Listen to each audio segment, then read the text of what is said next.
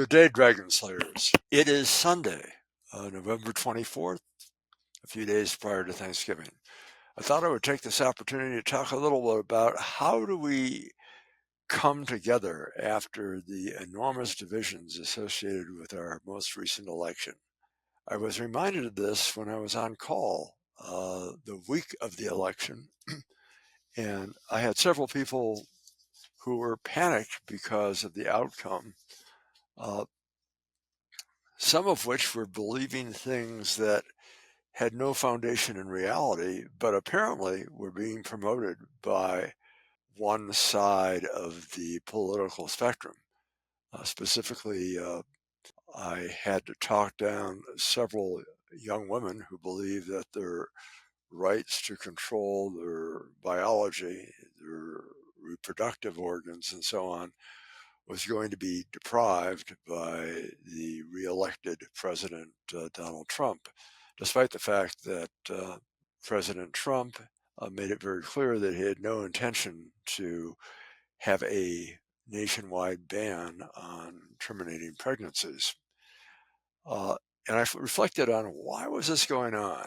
And I thought I might offer this observation as a psychiatrist, a historian, cultural anthropologist, as well as an economist. Be aware of the following. Uh, the messages in this culture are being distorted by people who have a vested interest in amplifying our differences, as well as a vested interest in taking certain subsegments of the population and weaponizing their victimhood. And I will actually condemn my original party of affiliation, the Democratic Party, for intentionally polarizing the issue of reproductive rights when there was limited foundation for the kind of hysteria being promoted. And nonetheless, it served as a vehicle for energizing their base. And I thought we would talk a little bit about why people are so distressed. And I would argue that one of the reasons people are distressed is because they're receiving distorted information. Let's begin with our education system. Our education system has largely programmed a whole generation, if not two generations, of young people to believe that it's cool to hate Donald Trump.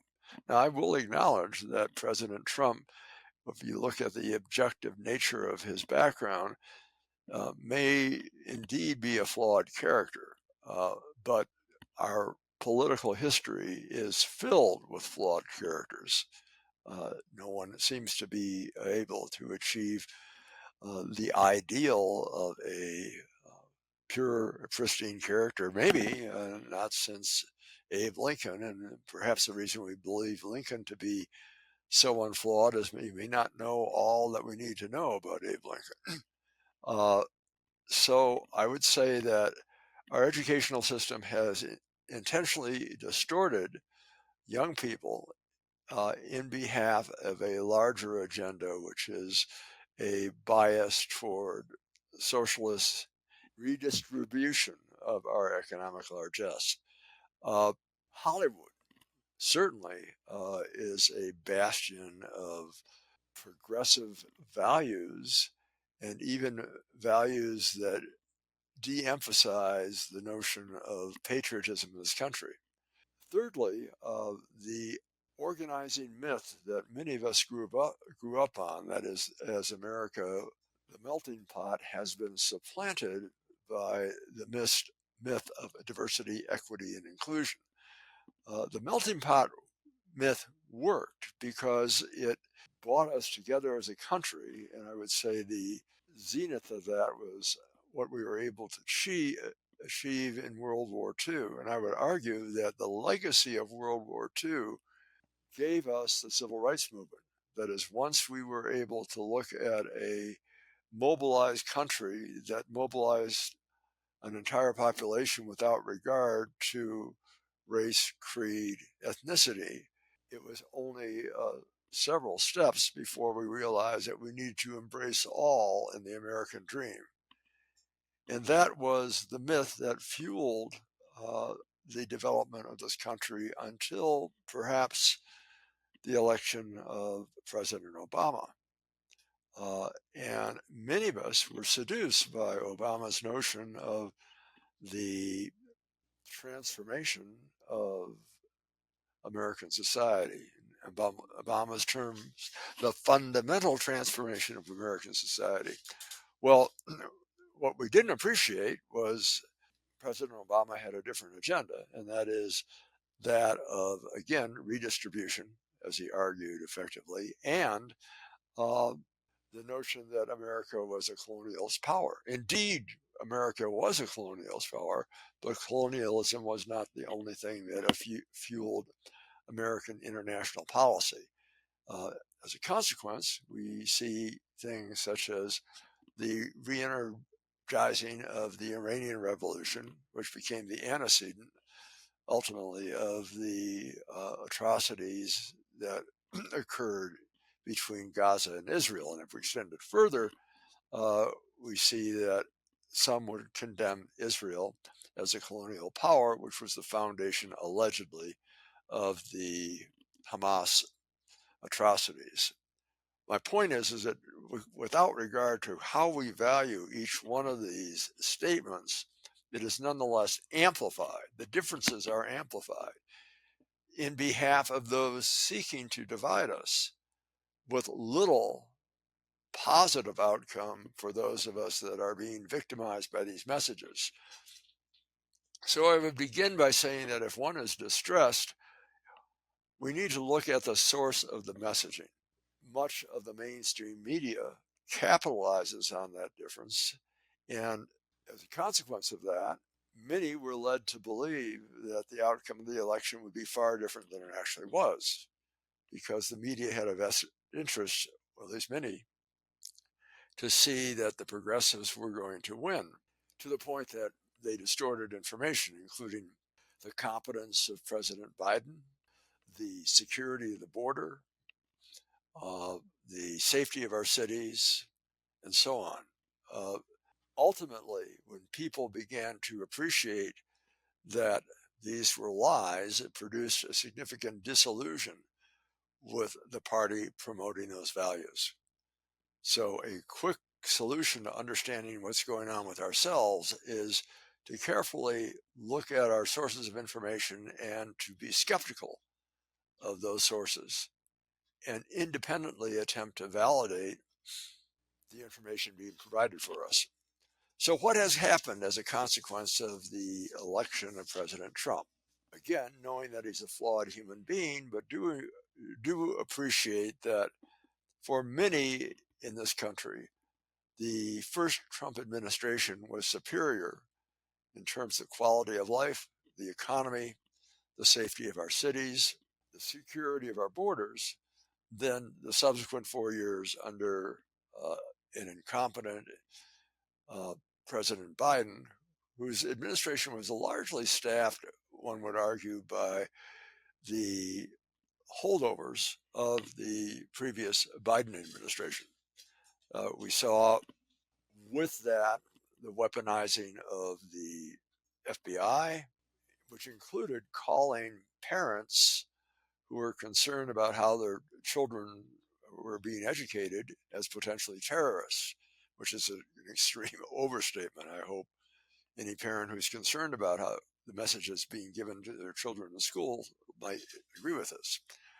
The other thing that we need to look at as a positive outcome of the presidency is that we will no longer be subject to the distortions of our law enforcement agencies, to the point that I would hope we would allow our peace officers around the country to continue to enforce the law, and we would hope that we would see a cessation of the weaponizing of such departments as the Department of Justice.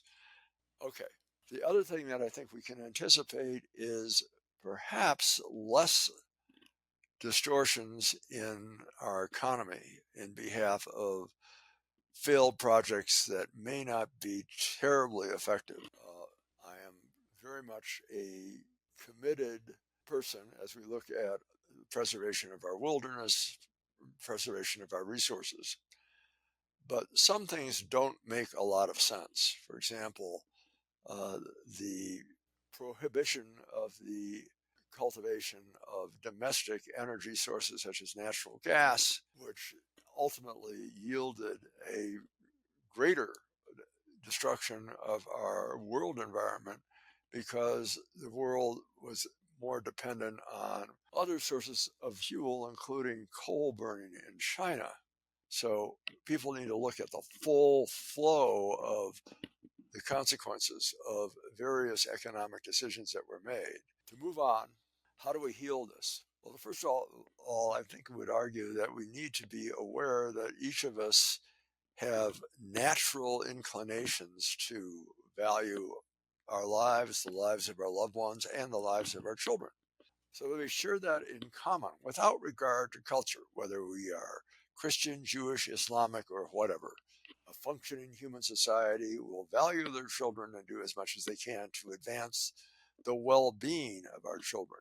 That's a universal human condition without which our civilization would not advance. And it is of interest that as I speak with friends, patients, and associates from various ethnic backgrounds, I learn and am reassured that those fundamental values are still in place. So there's an opportunity, if you can, to reach across the divide and begin to understand the commonality between all of us that will ultimately allow us to rebuild and to champion each other. As for our educational institutions, there needs to be a significant house cleaning. We cannot sanction the persecution of Jews or others, no matter how seemingly politically correct that may be within the educational institution. And I would hope at some point that the sanitizing of that process would allow universities to return to the role of having a free exchange of ideas and cultivating a cadre of students and ultimately citizens who will have a better understanding of the culture of our country and the world's cultures. The other aspect of the educational institutions is that we can understand that if you have a number of students that are being trained as political activists, witness the variety of students that are taking victim study majors, you can understand how economically irrelevant such a course of study would be. So the universities can return to a role of preparing students not only culturally, but for a relevant role in the economy.